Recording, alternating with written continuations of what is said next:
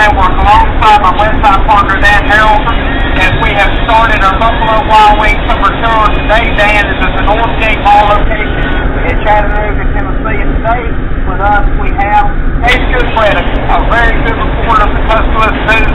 Come on with us and talk Crimson Tide sports as well as other relevant sports topics. How you doing this afternoon, Chase? Good, how are y'all? We're doing great. Doing well. Well, Case, there's a lot we want to ask you about Alabama, but first off, a lot has happened today. Colorado has joined the Pac-10.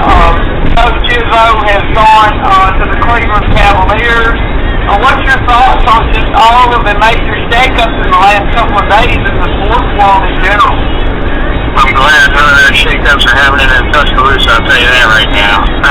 Because that keeps things a little quieter on this end, and that's a good thing in the middle of June when you're looking to recharge your batteries a little bit as a reporter. But yeah, the conference expansion thing is obviously a major topic and something that's going to have a huge impact on the future of college football and the future of college sports in general. I think Colorado to the Pac-10 makes some sense.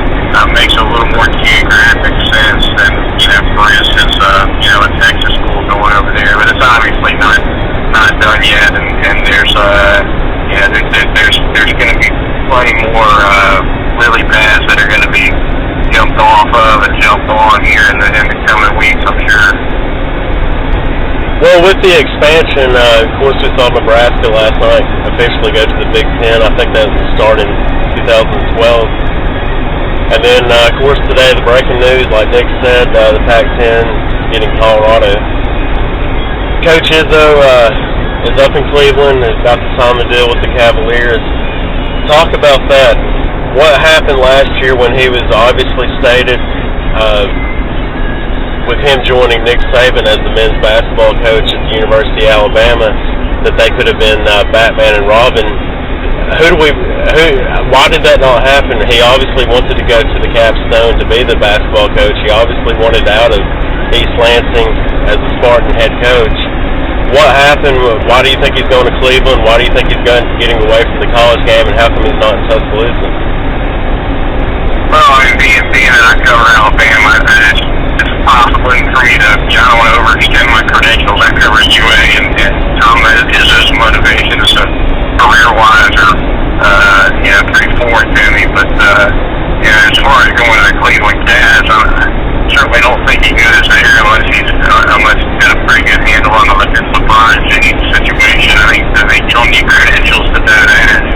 And he's been at it a long time in the college game. I think after a while, I think everybody has had as much success as he has at his level. Is going to want to maybe look to the next challenge, and that's obviously the NBA for a guy like his. Well, I guess, Chase, the NBA finals are currently going on. Do you have a prediction on that? And then we'll get back to talking Alabama Super Regional. I tell you, as a fan, I'm a casual at best NBA fan. I do try to keep an eye on it as they go deeper into the playoffs, and I do think LA is going to be able to finish them off. They got obviously the best player in the game in Kobe, in my opinion, and I think more help around than most people realize. They get a lot out of Fisher, and OM has its moments, obviously Byram, so I think LA is going to get it done. Yeah, I do like LA.